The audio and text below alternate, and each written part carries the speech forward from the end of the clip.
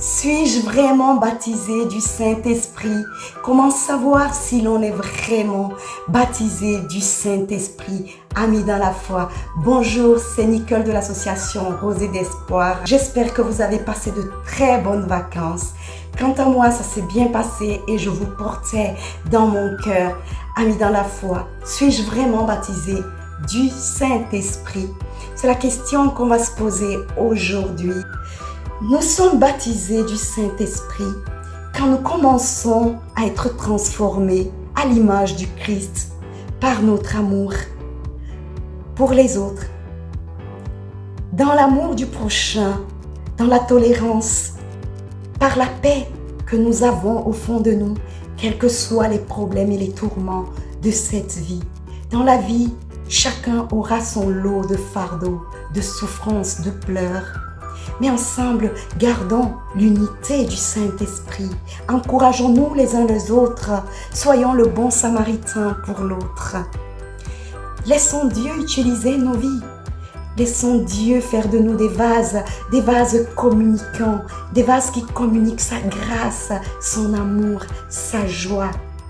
Dans le livre de Actes 1, verset 5, on peut lire ceci, « Car Jean a baptisé d'eau, mais moi je vous baptiserai de l'Esprit. » Quel que soit le mal qui peut nous miner aujourd'hui, la solution, le remède, c'est de rester. C'est de rester dans le royaume de notre Dieu, car de ce mal, il peut en faire un bien, une victoire pour sa seule gloire.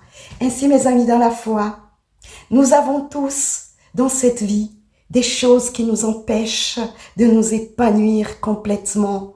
Mais donnons à Dieu toutes ces choses au pied de la croix et restons dans le calme jusqu'à ce que le Saint-Esprit opère le miracle que nous attendons. Ainsi, mes amis dans la foi, si aujourd'hui quelque chose va de travers dans votre vie ou dans ma vie, l'essentiel, c'est de garder la foi en cette souveraineté de Dieu, de croire à ce Saint-Esprit qui est actif en nous et qui peut encore nous éblouir, qui peut encore bouleverser le cours de notre vie positivement pour la gloire de Dieu, mes amis dans la foi. Restez quelques jours jusqu'à ce que vous soyez revêtus de la puissance d'en haut. Dans quelques jours, a dit le Seigneur, dans quelques jours, vous serez revêtus de la puissance d'en haut. Ainsi, nous pourrons, comme le jour de la Pentecôte, parler de nouvelles langues, interagir de manière différente, avoir des réflexions différentes, avoir des vies différentes, car nous sommes dans le royaume de notre Père. Puissance est même à la base de notre foi, la souveraineté de Christ, la puissance du Saint-Esprit qui reste avec nous alors que Jésus-Christ est monté vers son Père, qui siège à la droite du Père pour notre victoire. Il nous a pas laissés seuls, il nous a laissé cette force extraordinaire qui va nous époustoufler, amis dans la foi, si nous restons branchés à cette puissance. Quel que soit ce qui peut vous tracasser aujourd'hui, quelle que soit la lourdeur du problème que vous avez aujourd'hui, la seule chose à faire, c'est de rester dans le royaume du Père, où la solution viendra.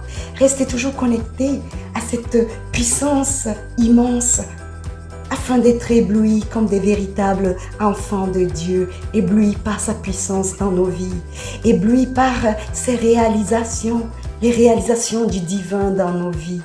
Éblouir en voyant comment le Saint-Esprit transforme les maux de nos vies en victoire, en allégresse, pour la seule gloire du Père.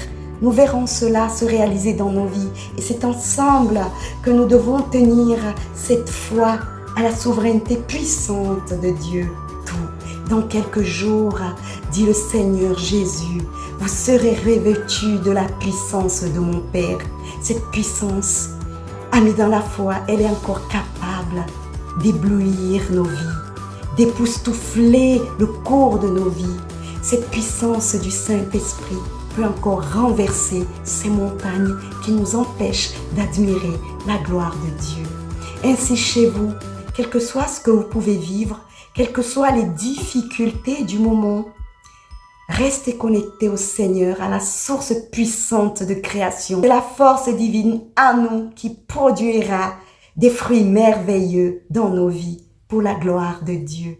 Restez bénis. Au plaisir de vous retrouver tout bientôt. Partagez cette vidéo, qu'ensemble nous puissions triompher par notre foi.